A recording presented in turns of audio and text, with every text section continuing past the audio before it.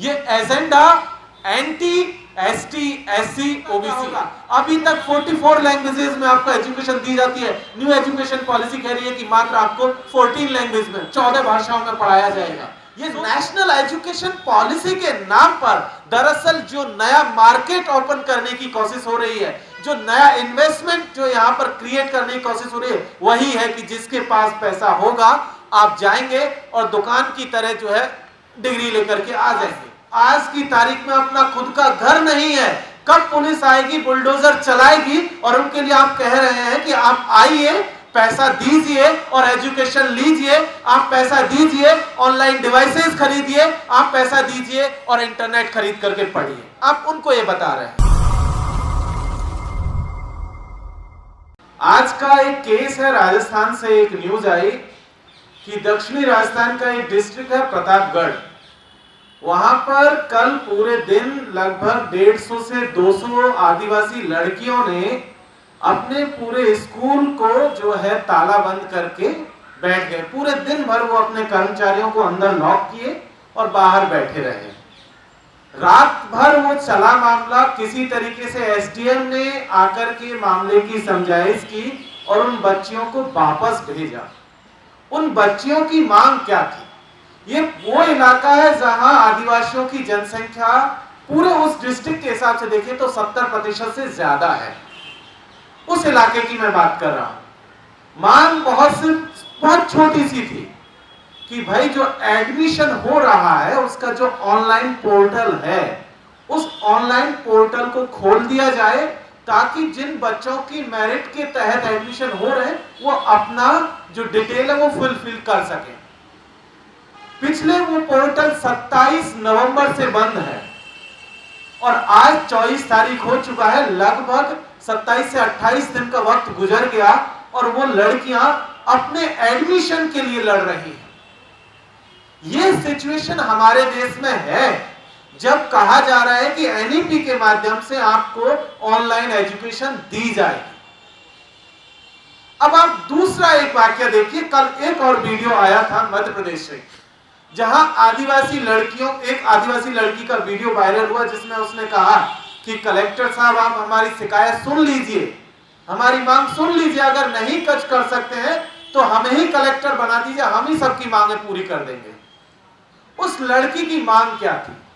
उस लड़की की मांग ये थी कि जो हॉस्टल में रहने वाली जो लड़कियां हैं उनको कुछ मिनिमम स्कॉलरशिप मिलती है 1000 रुपए के आसपास, कुछ मंथली स्कॉलरशिप, वो स्कॉलरशिप मिल जाए और जो बच्चियां अपने गांव से कॉलेज तक आ रही हैं, स्कूल तक आती हैं, जो बस का किराया है वो बस का किराया माफ कर दिया जाए। इतनी सी मांग थी उन बच्चियों की और उसी बात को लेकर के उन्होंने जो कलेक्टर था उसका घेराव किया था। लेकिन वहां हमने देखा कि पूरे दिन प्रोटेस्ट के बाद भी कलेक्टर साहब हाजिर नहीं हुए। उन बच्चियों को मायूस लौटना पड़ा।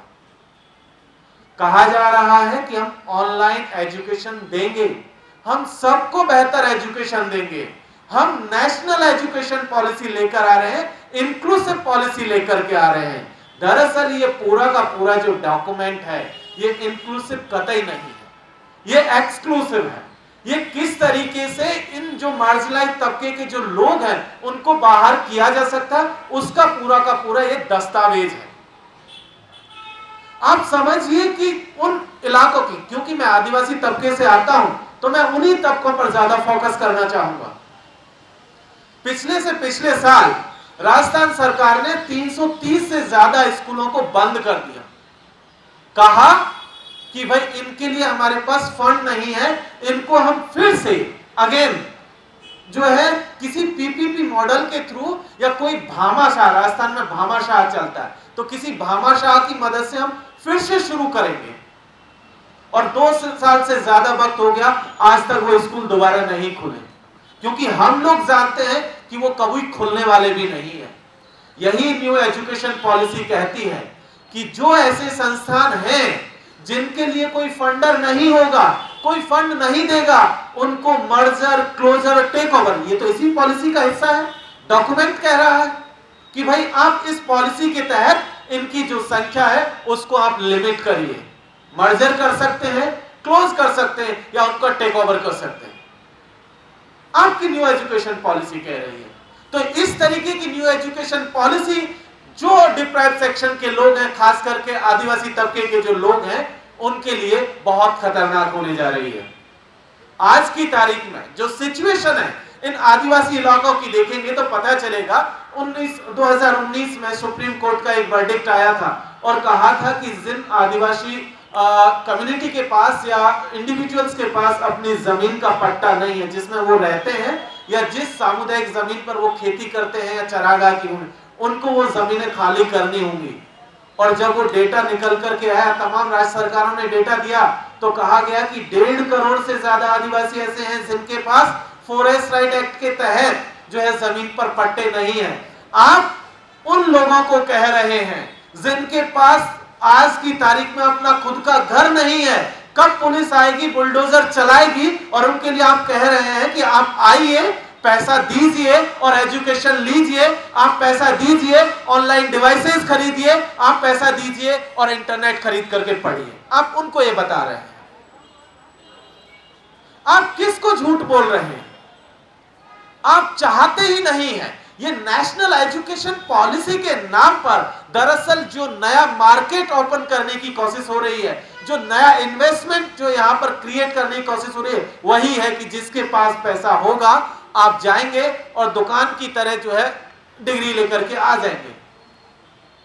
आप समझिए कि आज की तारीख में जो स्कूलों में जो बच्चे आ रहे हैं, आदिवासी तबके के जो बच्चे हैं, उनका क्या कितनी हिस्सेदारी है? कितने लोग हैं जो प्राइमरी एजुकेशन के बाद बाहर हो जा रहे हैं, स्कूल एजुकेशन पर बाहर हैं। हायर एजुकेशन का रिप्रेजेंटेशन आपका 1% से कम है और कहा जा रहा है कि आप 4 साल ग्रेजुएशन करेंगे, FYUP के तहत आपको ऑनर्स की डिग्री मिलेगी। आप मुझे बताइए कि अरबिक में डिप्लोमा करने के बाद या हिस्ट्री में सर्टिफिकेट के बाद कौन सी नौकरी मिलने जा रही है, या पर्शियन में आपको डिप्लोमा के बाद कौन सी नौकरी मिलने जा रही है? दरअसल ये पूरा का पूरा जो एजेंडा है, अगर मैं इसको दूसरे नजरिए से देखूं तो 38% आदिवासी आज भी ऐसे हैं जिनके पास कच्चे घर हैं। 16% से ज्यादा इस देश की आबादी ऐसी है जहां 0 से लेकर के 8 आवर्स के बीच में बिजली आती है लोगों के पास। आप उनको बता रहे हैं कि आप ऑनलाइन एजुकेशन लीजिए। 65% जो आपके मोबाइल या डिवाइसेस यूजर है वो मेल है, 35% यूजर्स फीमेल हैं। आप बताइए उन महिलाओं को कैसे समझाएंगे? घर में एक डिवाइस होगा। हमने केरला का वो केस देखा था जहां जिस बच्ची को डिवाइस नहीं मिला और उसने सुसाइड किया था। उन बच्चियों का क्या होगा? अभी तक 44 लैंग्वेजेस में आपको एजुकेशन दी जाती है। न्यू एजुकेशन पॉलिसी कह रही है कि मात्र आपको 14 लैंग्वेज में, 14 भाषाओं में पढ़ाया जाएगा।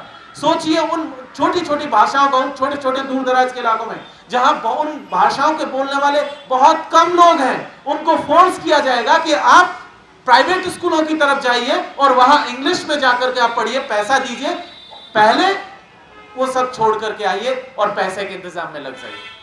तो ये जो पूरा का पूरा एजेंडा है, ये agenda anti ST SC OBC है। जो मार्जिनलाइज्ड तबका है, जो गरीब तबका है, उसके खिलाफ है और न्यू मार्केट ओपन करने की ये कोशिश जारी है। इसी एजुकेशन सेक्टर में कोई नया अडानी और कोई नया अंबानी खड़ा करने की कोशिश जारी है। बहुत बहुत शुक्रिया साथियों।